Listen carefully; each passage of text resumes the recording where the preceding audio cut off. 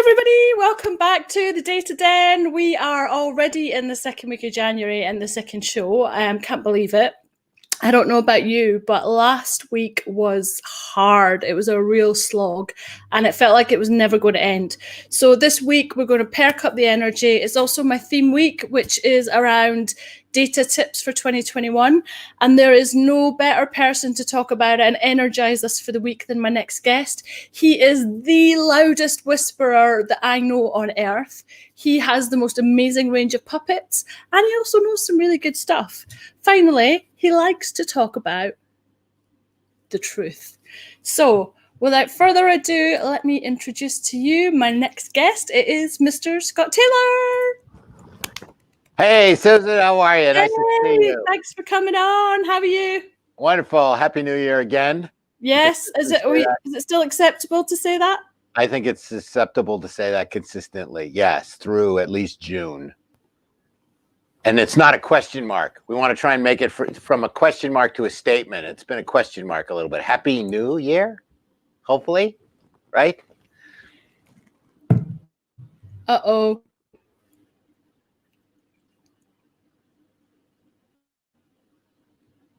I'm still here. Are you still here? I am so sorry. I think I'm doing a Kate Strachney and having bad internet. Yeah. So, well, the most exciting thing that's happening this year is your book, isn't it? For me, it's one of the most exciting things that happened, for sure. Where's my book here? Telling Your Data Story. Oh, no. Data storytelling for data management. Yes. So that book came out a couple months ago, or end of November, and it's been, people have been, seems to be loving it. I'm getting all kinds of great feedback. People are reading it. They're buying it. Seems to be helping. So I'm thrilled about that. So what inspired you to write it?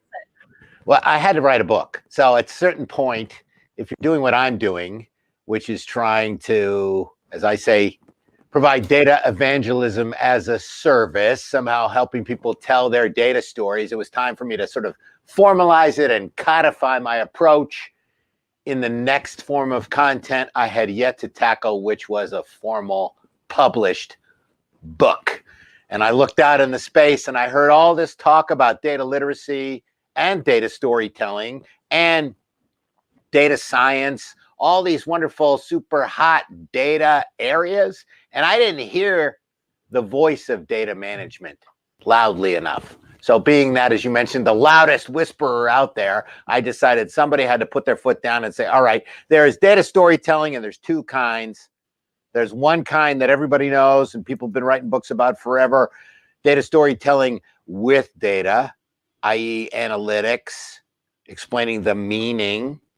And I felt there was definitely a space for data storytelling with data about data management, about determining the truth, hence the meaning of my truth hat, which, and your truth tiara, which I always appreciate you wearing. Yes, of course. You know, you have inspired me. So I have to ask, how was it writing a book? Because, yeah, I am way behind on mine. It's work. Don't let anybody think that. I'm not like, Stephen King cranking these things out here. It was work every day. The thing about writing a book that I found eventually once you decide to do it is that every day is about the book. You are either writing the book or you are not writing the book. And when you're not writing the book, you are actively not writing it. It's not like the book went away. So it's this thing that just kind of hangs over you. And every day it's like, all right, I'm not doing it. I am doing it. I'm going to try to do it. I'll do it a little bit. I'll get back to it. And it was just, honestly, I'm glad it's over. It was a big piece of work. Yeah. But it was my COVID project. It was a perfect time for me to do it. It was one of those, if I'm ever going to do it, now is the time to do it. Yeah. So I'm certainly pleased with how it came out. Yes. Up here. Cool. Oh, and my also, other puppet. My other little puppet here. Is this a new puppet? No, this is an old pup. This guy, I made this puppet on vacation a couple years ago on the beach. So this little marionette there. Very nice. So we got all kinds of stuff here in the Datatorium, deep inside my Datatorium at Love Data Whisperer the World name. Headquarters. Yeah. Love the name. From the Data Den to the Datatorium. Yeah. So I want to know, you've been doing a lot of promo for your book, and I wonder what's the most unusual question you've been asked so far? Is there anything like bizarre or random that you've experienced? No, not in terms of questions about the book. I will say one thing. Oriented thing that happened is that my book it's selling decently, but it's actually the #1 data book in performing arts. So it's been ranking in Amazon under the performing arts category. It's peaked at 192. But I looked at least the first 100 books under performing arts, and they're all about guitar playing, piano, dancing, performance, theater. So I'm the #1 data book in performing arts. That's what I am. I've declared that. Yeah. So that's kind of weird, and the ironies that are is a lot of love for the Datatorium. Has that old school kind of feel. That what does? So sorry, the Datatorium. Yes, Datatorium with all my little data tidbits here. We'll see. We're going to try and do more.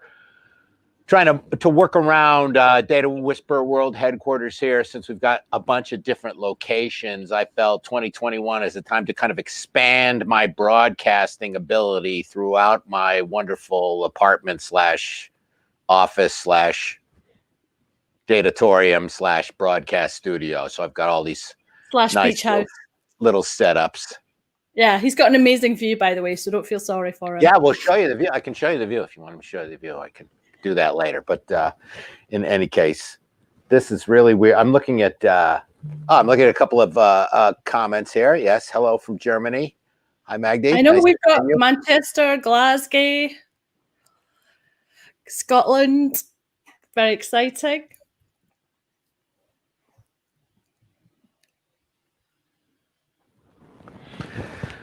So what else is happening, Susan? What else can we talk about here? Well, what would you like? Tell me, what have we got in your book? You tell me there's lots of pictures. I've started reading it, but I haven't come across any pictures yet. So, or is it cartoons? Well, I don't know how.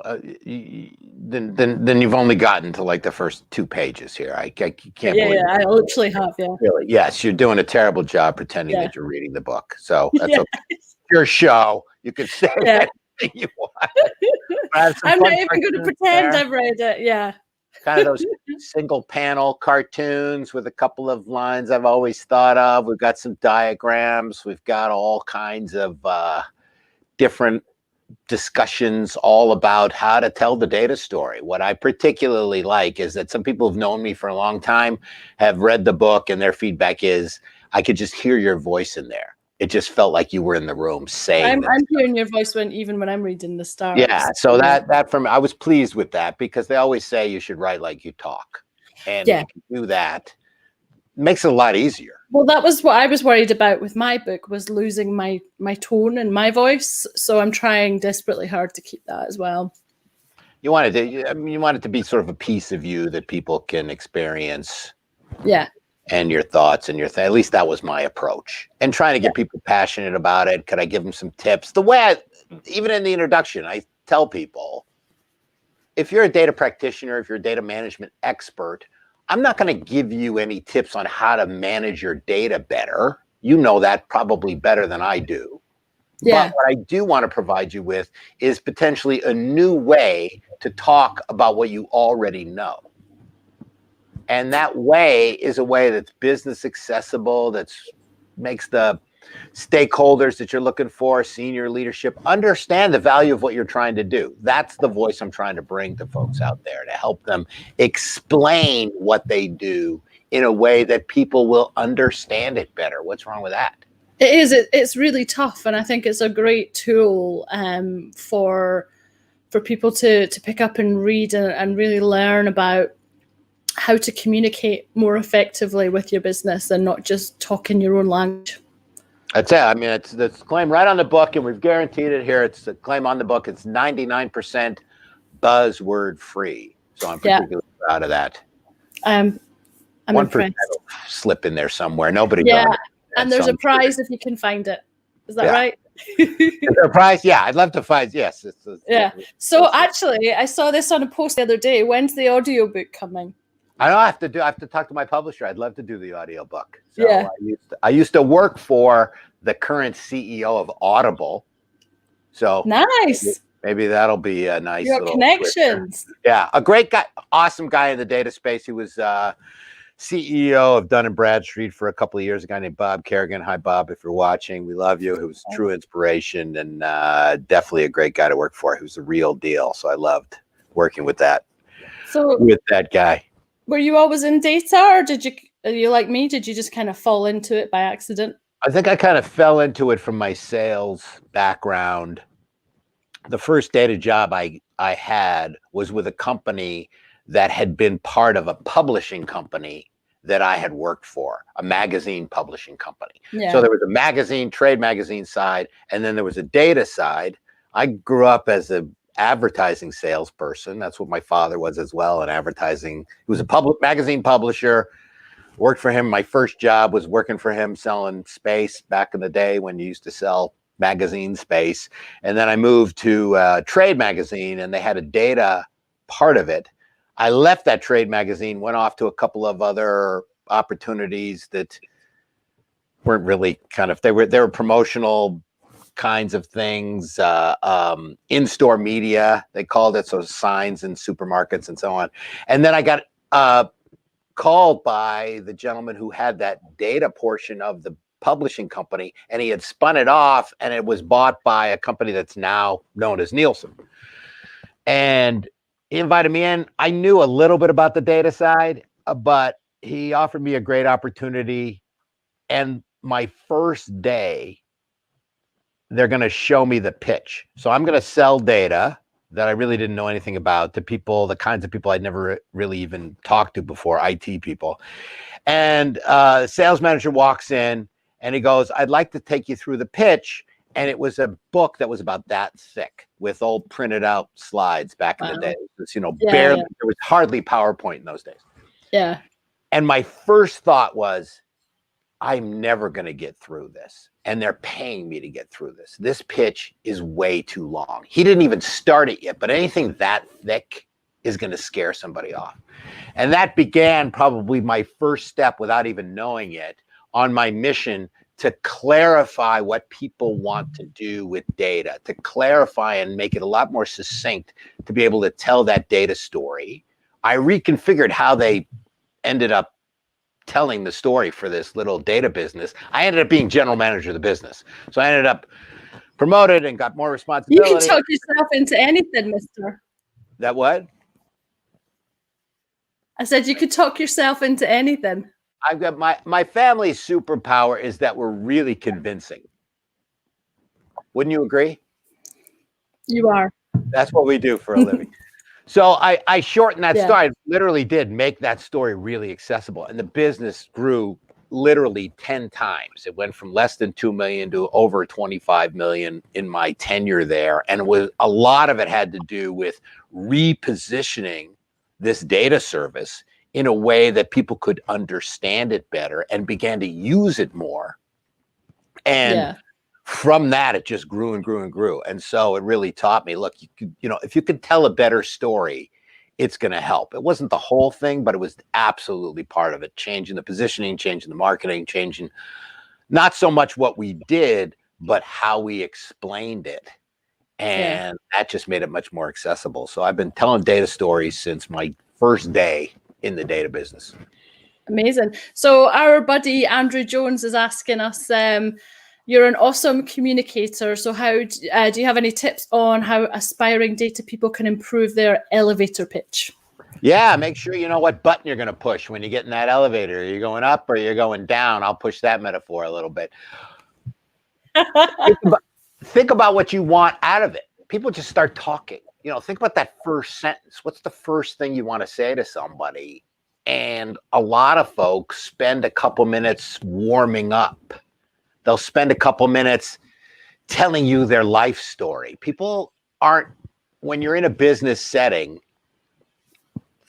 and you're going to do that elevator pitch or that succinct discussion or explanation of what you want to convey to somebody, go into that conversation knowing what you want to get out of it.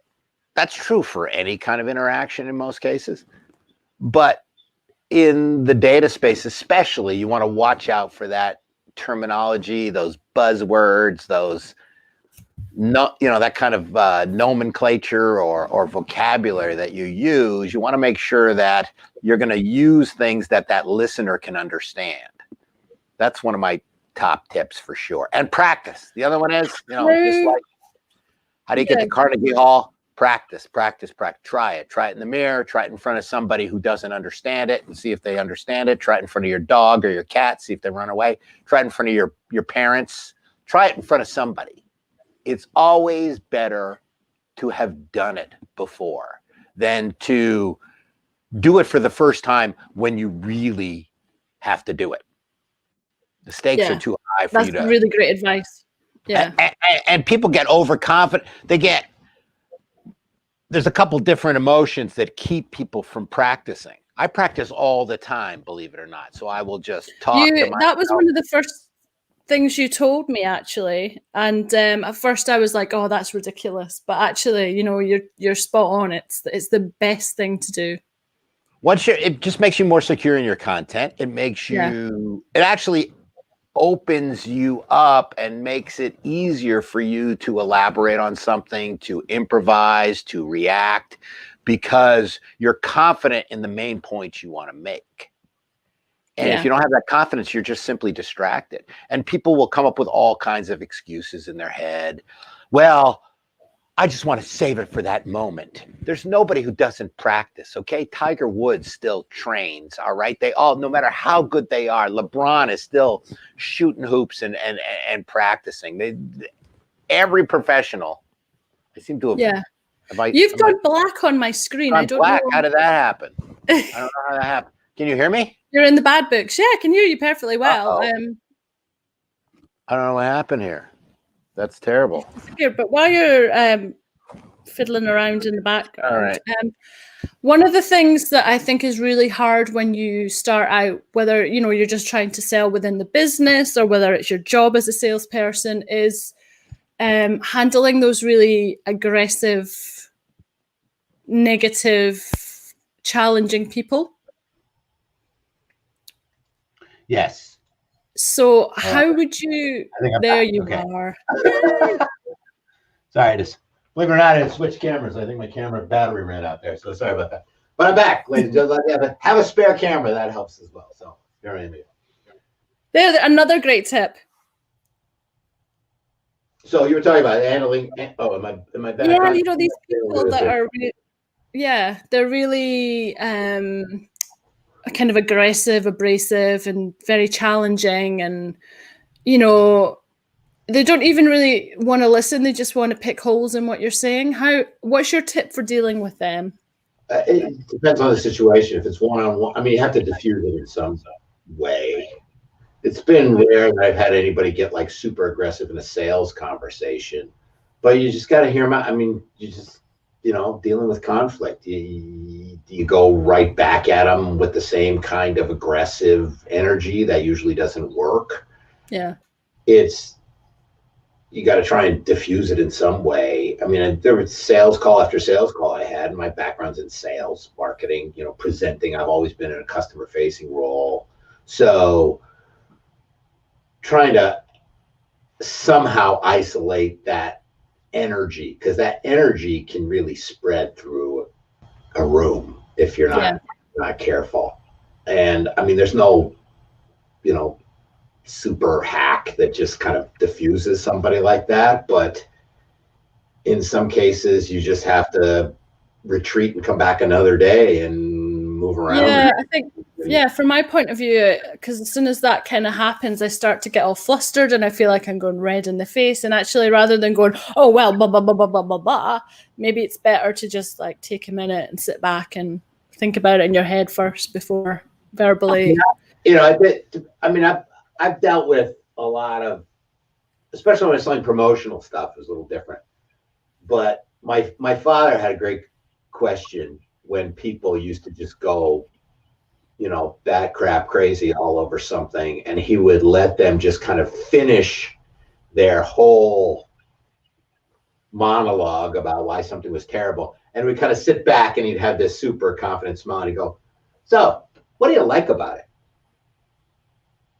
And that was kind of a disarming question. Yeah, so that's really good. Before he acknowledged some of the negative stuff. And he did, with kind of his patented smirk. My father was an awesome presenter and salesperson and just had a huge amount of presence and gravitas when he'd walk in. He was the kind of person who'd walk in a room and you felt like 3 or 4 people walked in a room. That was kind of wow. Presence in a room. He always looked like he was running for something. Yeah. So, like he was the mayor of whatever room he was in. That great. Fantastic. Yeah. I'm also the daughter of a salesman, so you know, I've picked up a few tricks on the way. So my father. That's pretty impressive. My grandfather was a salesman, and my great grandfather at the end of the previous, or 2 centuries ago, in the 1890s, my great grandfather was one of the first 10 rabbis in Texas. So believe me, that was selling. Wow. Yeah.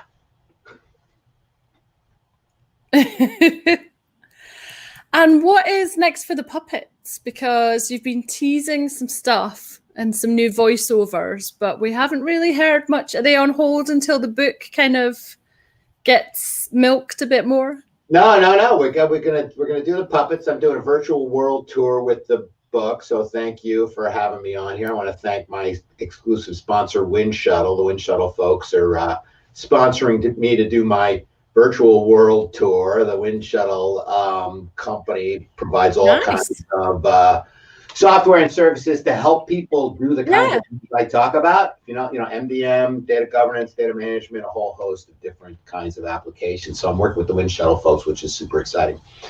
And I got to start with I've got a way too many notes on the puppet dialogue. I'm starting to work and shape it into a multi-episode. Oh, I can't wait. Narrative. So the thing with the puppets is I want to have 2 or 3, it might be 5 or 6 sort of episodes mapped out, and then do a full script so I know where these characters are going to go. Yeah. And then start to shoot it and produce it and all that kind of stuff. But more puppets to come. It's probably my biggest. Brilliant. And you're in my latest animated video as well. You little cameo there. Did you like your outfit? All different. Yes, I do. Yes, thank you. Yeah. Yeah, I tried to. Well, and it's strange. I can do white papers, right? I can write books, but I also do puppet shows and cartoons. But they're all about the same thing. They're always focused on the same thing: the strategic importance of proper data management. I think that's important if you're doing anything like you and I do, is to have a particular focus and stick to it. And that's how you really engage with the following people who are, coming up with the subject of the day. It gets, if you're trying to establish a point of view, then you got to stick to a point of view. So that's very true. Also, I think you and I are trying to appeal to the people who are not in the industry. So we need to speak to them in a language that makes sense for them as well. Yeah. Or help people who are trying to talk to the people we're trying to talk to as well. Just talk about it in a simpler, more accessible way. Okay. Yeah. And, Are you there? You went a bit frozen for a minute. I'm still here.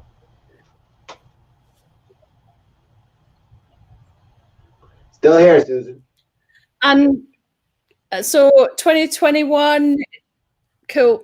New year, and it's my week.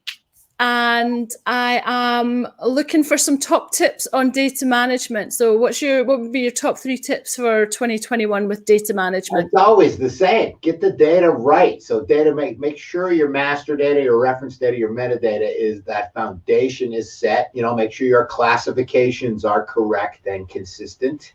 Make sure you've got your data code on. All those foundational things. So I don't have a single tip in that space.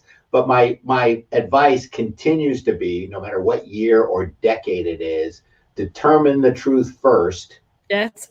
Before you derive meaning. Get that data management foundation built before you start spending too much time and focus on business intelligence, AI, ML, whatever else fancy people are talking about using. None of that works. None of it's any good. None of it can affect your business at scale if you do not have that data management foundation built beforehand. It's as sure as gravity, everybody. Okay, there's garbage in, garbage out, rubbish in, rubbish out. What goes in must come, what goes up must come down, what goes in must come out. It's the same story. And if you think you're gonna do shortcuts or get around it, it's gonna come back to bite you. And people get distracted by doing some sort of petri dish ad hoc special project with a bunch of highly curated data. That stuff's not going to be able to scale and be used in production and be used in operations and be used to drive your business in the field unless you have that data foundation. It just literally cannot happen. So they don't call it a foundation for nothing. It's called that metaphor works for me. That's what it should be called. Cool. Eddie is just asking about what's your favorite buzzwords? Me, I don't know if I have favorite buzzwords. Certainly not data is the new oil. We know that is a question up here that was kind of fun. Who was it? Let me find it. Somebody was asking about my story in the book where I talk about when you get the yes. So it's a very important story. Hang on. Is this it? Yes. So someone would like more. Jonathan would like more explanation. So Jonathan, this story, which is in the book, because of my sales background, I give everybody a crash course in selling, like really small. So it's not a lot of the pages, but just so people understand, the actual story you are telling about your data is a pitch. It's not a comedy. It's not a tragedy. Hopefully it's not some big meandering poetic epic.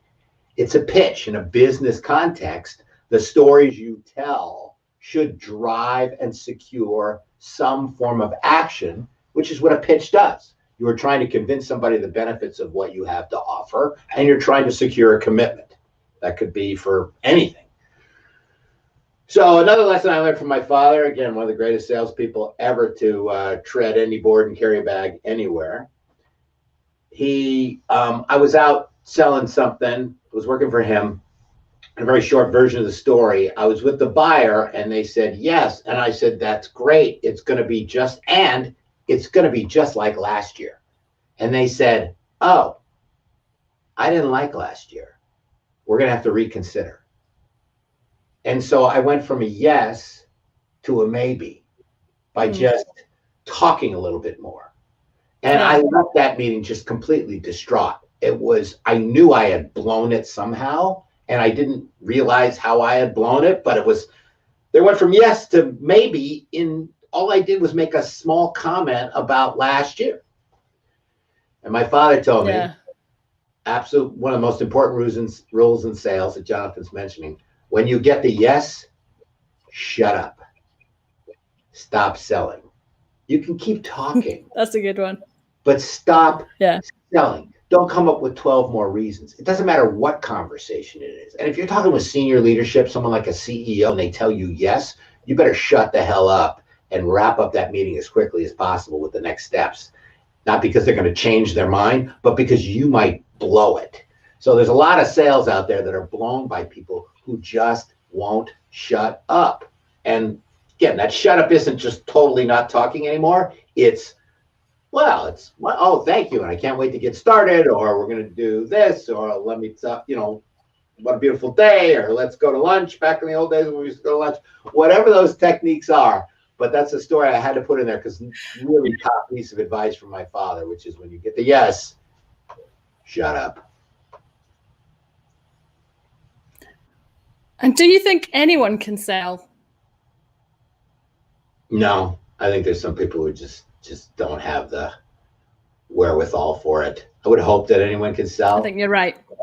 It depends on what, everybody can convince somebody of something, but you do need a certain amount of kind of, thick skin and perseverance, and you got to be able to present. You've got to be able to capture people's imagination. You've got to be a superior listener, like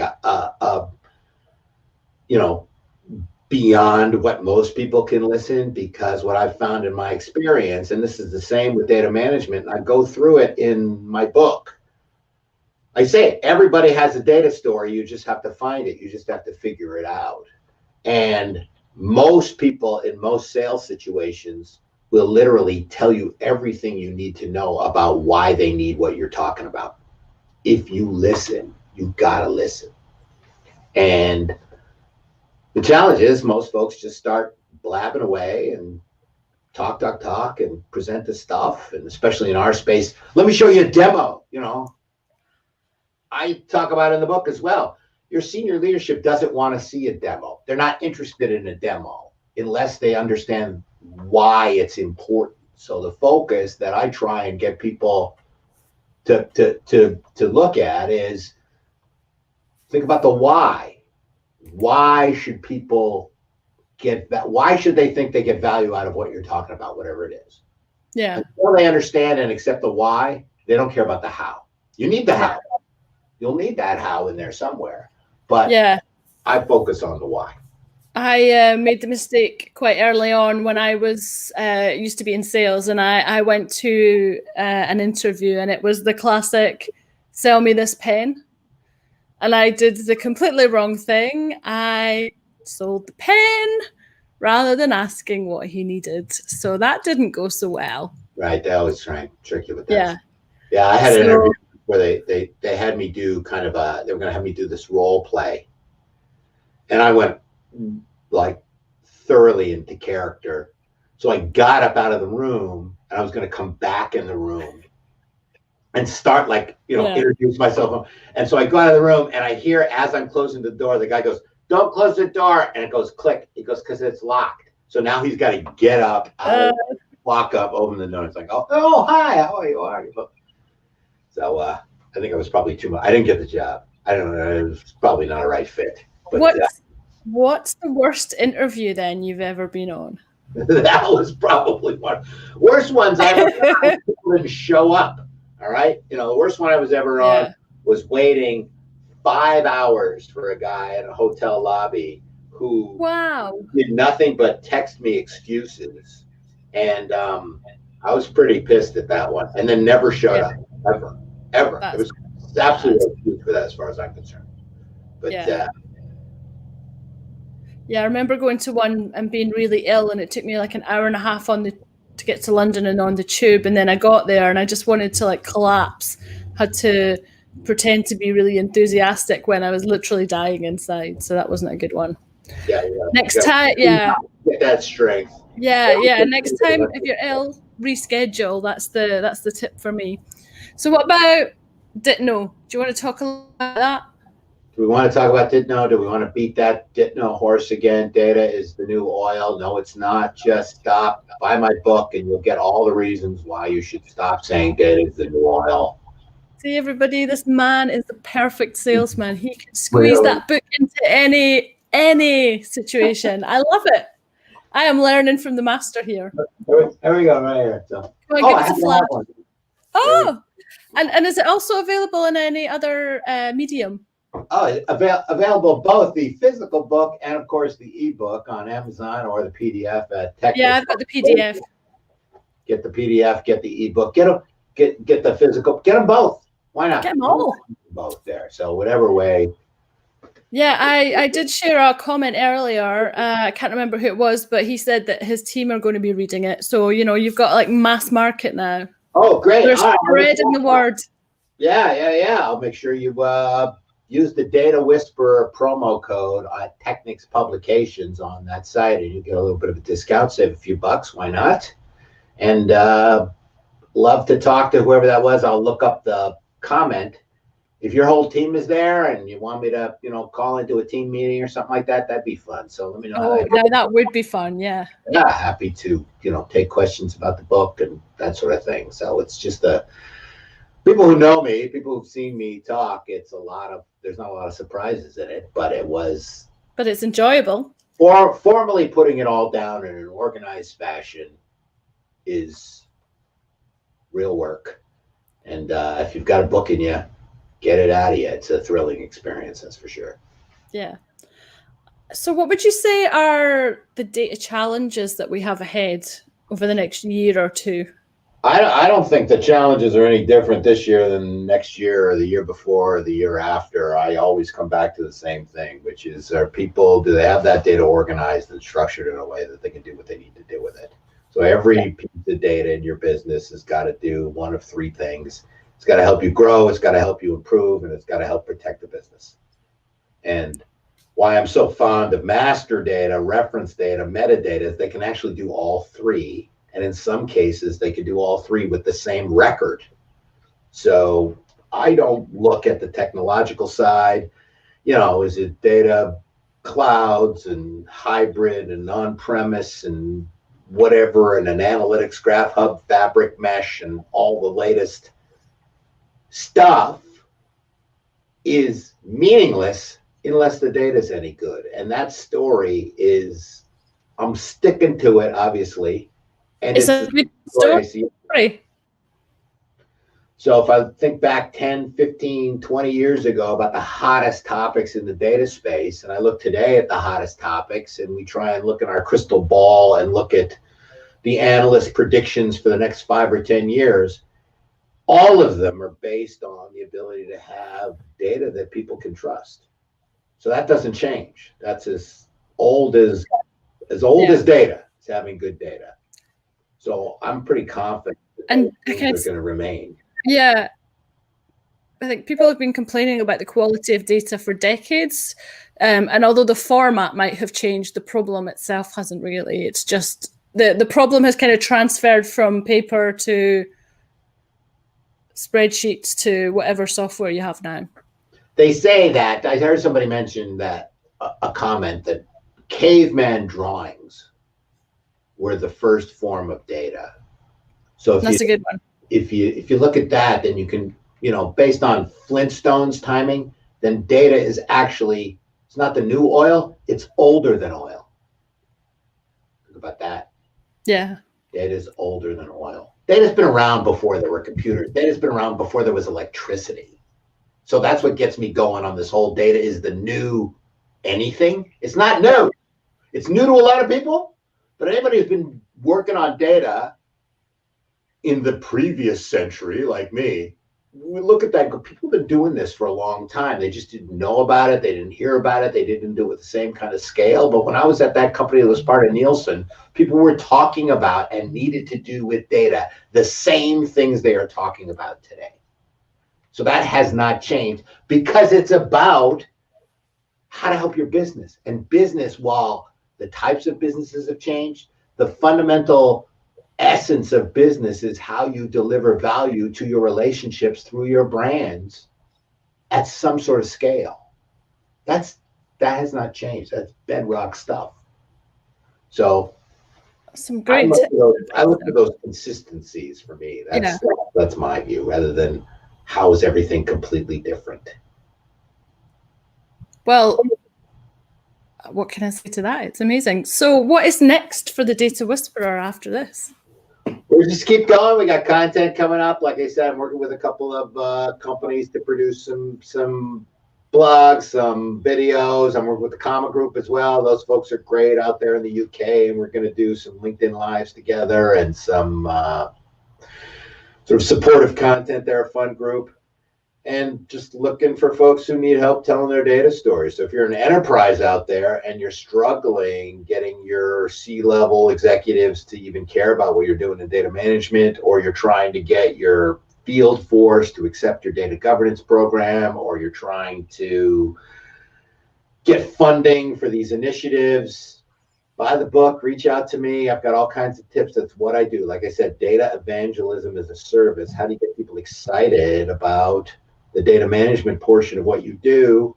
That's my expertise, and I'm sticking to it. So there's just more of the same here. That's great. So I know that you like to give examples of like dirty data, like I do as well. So have we got the 7-Eleven example in the book? Is that given anything? 7-Eleven is finally published there. My 7-Eleven example of the 275 ways one company spelled 7-Eleven. My most requested slide. I've been using that slide for 25 years. So, and What we were people talking still about. look at it and go, Yeah. that's my life. That's how Yeah. did you know? That's, that's when I used to do live presentations, when we all do, if I hadn't gotten much of a reaction until that point, once I put that 7-Eleven slide, people are just like, oh, yeah, oh, that's, Yeah, it is. you're reading my mail. So nothing like showing people dirty data. If Yes. yeah. Bit less pirate though. So dirty. Dirty. Right, you're going to teach me how to say dirty data the Scottish way, right? So is that what you were? Dirty. Dirty. See, Durrty. Dorty. That's more Irish, but better. Dirty. Yeah. No, go back to the pirate thing. So we'll practice. Sorry to practice in front of everybody. Dirty data. And are you up for guessing a couple of Scottish place names? All right. Is that what we're going to do? I got to make sure I can see them here. So yeah, I will share them with you in a minute. Okay. I can't remember which ones I showed last week, so we'll just go with whatever. Let me tell you my Scottish joke. The line is, the regiment has voted to have it repaired. But I will not tell the joke on air. So, but it does include the word sporum. Sperum. Sperum? Or sporin, are you talking about? Sperum, the little purse in a kit, is a sperum. Yeah, that's a good one. Or sporum. Which is it? Sperum? No, sperum. Sperum. And haggis. And what, sorry? Haggis? Did I get that right? Yeah, haggis, yeah. Yes, which we're not having today for lunch. Have you had it? No, sorry. Oh, it's banned in the States, isn't it? Right. No, you'll let anything else through, but not haggis. No haggis. No haggis. Right. Can you see my screen? All right. Curvian. So it's Culane. Culane. Yeah. So it's a silent Z. Yeah. So Scottish has a silent Z. Sometimes. Sometimes. Yeah. Where does that even come from? A silent Z. Oh, I have no idea. All right. What's your next one here? Hit me with another one. Sporin. Can you see it? What? I've changed it. Can you see it? Franchi. Fruki. Fruki. Yeah. That's the boring one. And Gorish. Gree. So I'm probably a Gaelic one, I think. Kilcongar. I can't. Yeah. I'm done. This is my favorite. Kirkcudbright. Kirkcudbright. Yeah. All right. Well done. Well done. You're way too generous. I think I was 5 for 5. Did I get any of them right? No. But you did well. You did well because you weren't supposed to get them right. So. Oh, okay. All right. Good. Super. Oh, actually, here we go. Can you say that name there? That's on the. Can you see the screen? No. Nigel. Yeah, yes. Nigel. Can you read that? So, Sasha Hall. It's Sauchiehall Street. Sauchiehall Street. Sauchiehall Street. Sauchi, yeah. This is really just. Oh, here we go. We've got. Especially if a guy named Scott. Okay, this is really been a demoralizing experience. What about? Can you do sporran? Sporran. So that one I need to get better at that one so I can tell my joke. The regiment has voted to have it repaired. Look that joke up. You're gonna have to tell me that one.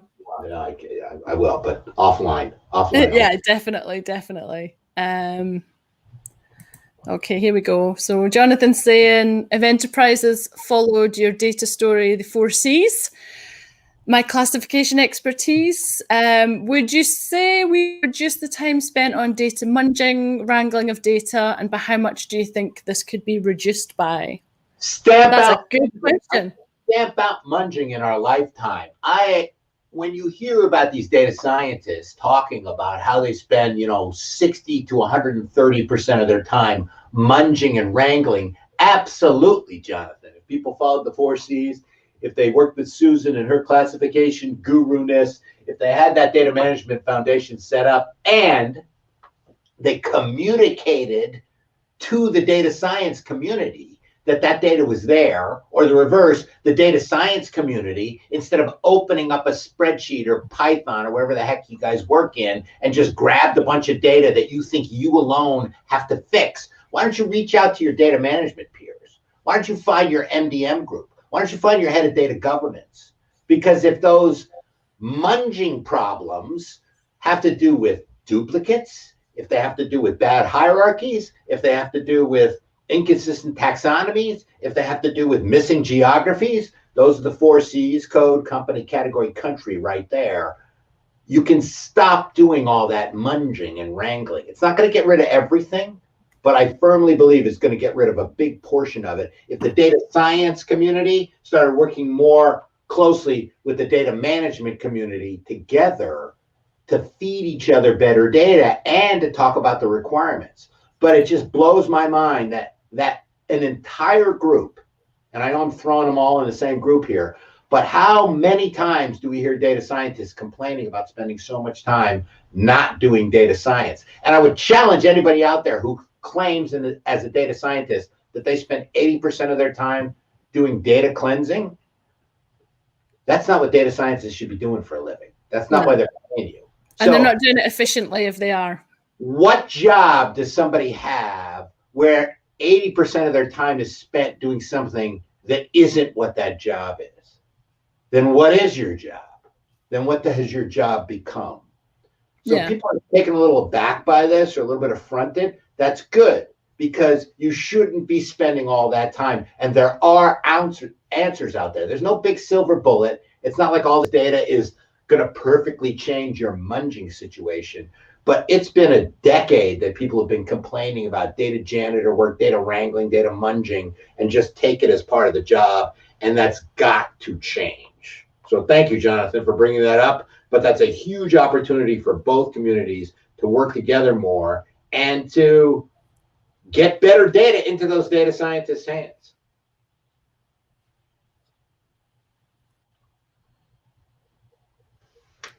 Sometimes I think they start the wrong way around as well when it comes to governance and things. They start from governance top down, but actually if you work with the data and go data first and then build your governance, the data can kind of tell you where the problems are, like where there's common things that are missing, or where there seems to be common errors, rather than just a generic governance across the top where we'll just so sometimes I think it's good to think of it the flip way around.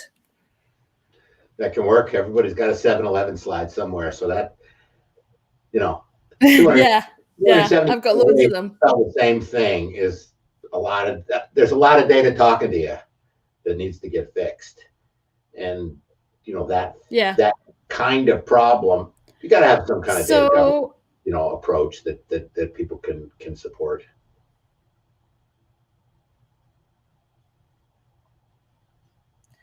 And then we can give George Firkin a call, who's hanging around somewhere as well. He said he highly recommends your book, so that's great news. Thank you, George. I highly recommend. And he'd also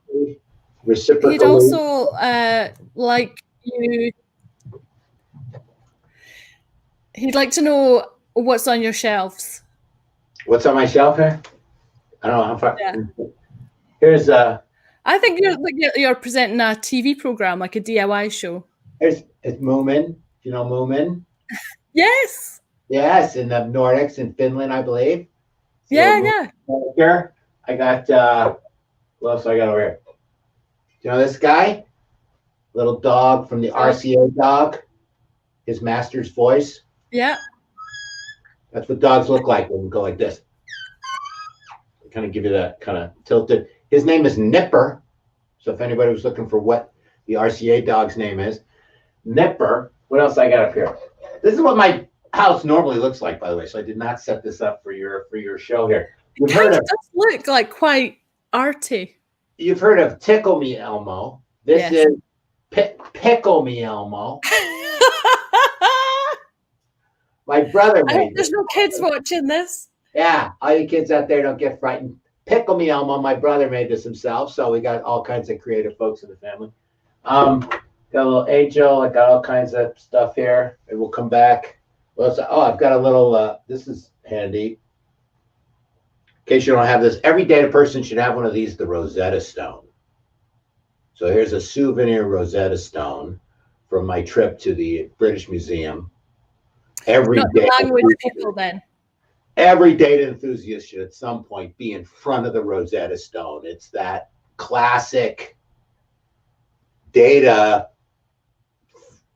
construct of being, a true translation table, right? So they found the Rosetta Stone, these 3 different languages, and we're able to crack, I believe, Egyptian hieroglyphics from this. I've got a couple of them here.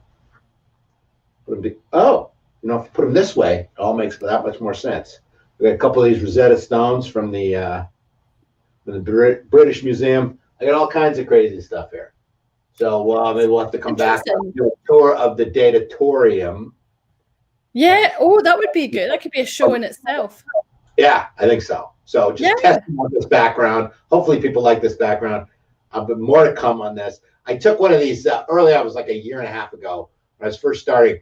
I took one of these many, there's all these courses in LinkedIn and, presenting and sort of that kind of, it was just sort of like a LinkedIn-ish coach person around communication. So I thought, all right, it wasn't really a course. They had these introductory phone calls. So this person calls me and the first thing she says is, well, I'd like to talk to you about your background. She's worried. She's like, there's a lot going on. It's on purpose, though. I get it. I can go totally blank, or I can go absolute mayhem. Either way. Yeah. We haven't really touched on your social media presence, actually. I mean, you've got a pretty solid 40,000+ followers. You've built up a really great brand and presence. And, for everyone watching, what's your tips on that? Just keep going, stay consistent. My tips are probably right? Consistent is the first thing. Yeah. And it's a long game, I think. You're not going to get instant results. It is. You've got to release your head from the idea of, okay, this one post is going to go viral and make me a star. There's consistency. What's helped me, and I think and people who I admire and follow, you among them, what I see in them too is, first of all, they have a point of view, their own point of view. You've created some point of view, some perspective around a big enough topic that people are interested in. But you have to have a point of view if you want to do the kind of stuff I do and you do, which is actually create content. There's a whole host of folks out there who we know and love and adore who share our stuff because it helps support their point of view. That's totally valid. But if you're in the part of the space that I am and that you are, we're trying to create content. So again, have a point of view and hone it and stick to it and focus it and then be consistent about it around your topic area. If you can build the trappings of a brand, that's nice. The data whisperer moniker, you've got the classification guru, I got truth versus meaning. We've got certain colors that we look at and are, use and leverage. That's all sort of the physical manifestation of branding. But if that's all you have, then it's just a label. There's nothing in the box. If you sold a product and you had a really fantastic box and label, but there was nothing inside, then people are going to be disappointed. Yeah. So looking for advice on what to do, or certainly what's been successful for me is, what do you stand for?